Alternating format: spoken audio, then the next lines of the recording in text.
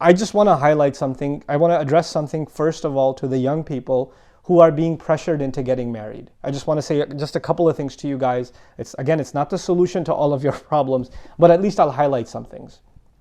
First and foremost, the relationship you're getting into, you don't go into a marriage thinking you're going to get divorced. You go into a marriage because this is going to be the next half of your life.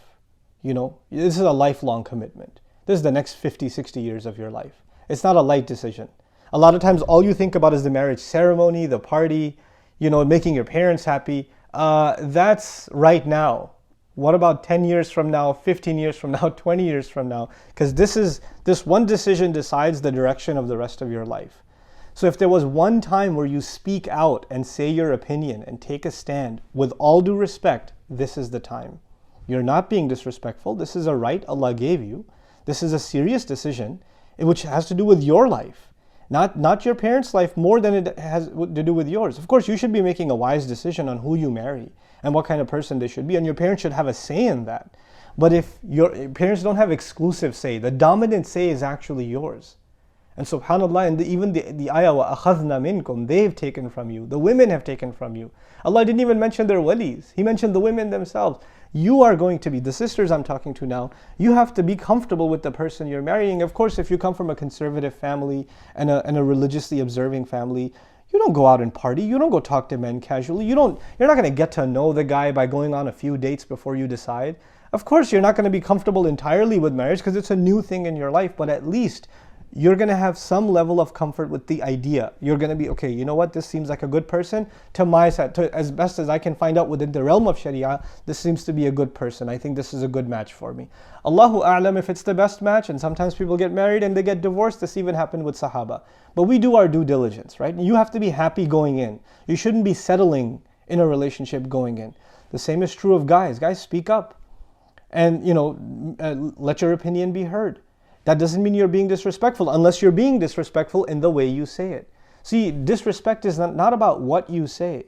A lot of times what you say is legitimate. It's your right. You have the right to say something. But how you choose to say it, the tone you choose to use, all of these things matter. So be wise in how you bring this up to your elders. To the elders, I'd like to say that if your children are 24, 25, even 22, 23 years old, they're way over adults. And if they come to you saying, I want to marry this girl, I want to marry this man, then first of all, and you're living in the West, let me add one more condition here. If you're living in the West, then try to understand something. They would not have brought this proposal up if they weren't serious. Second of all, they're not children anymore. You can call them children when they're 85 years old and you're 150. It won't matter. They're not children anymore. They're adults. And this is not a kid going to a toy shop saying, I want to buy that toy, but get me an Iron Man action figure. And so you just yell at them and say, no, that's not for you. Buy the Ninja Turtles instead. No. This is not the purchase of a toy. This is a life decision. And these young people, you should discuss this decision with them. But for a lot of you parents, when they bring up a proposal, you're like, no way. Are you kidding me? And it becomes a matter of pride that your child chose a person, not you. Look, you brought them into a Western society. They're mingling with men and women all the time. The fact that they may have found somebody, maybe not in the most acceptable means Islamically, but it's already happened. They already like somebody. They're already interested in marrying someone. And you shut them down and you say, no way, this will never happen. This is a matter of our pride. This is a matter of our religion. Well, there are so many other matters of your religion where you ignore to teach them properly, where you ignore to provide them a healthy environment. And now you're getting angry at them for, making a choice or even suggesting a choice.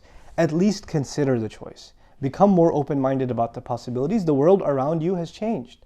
The way you got married, the way even, my parents got married is a different time.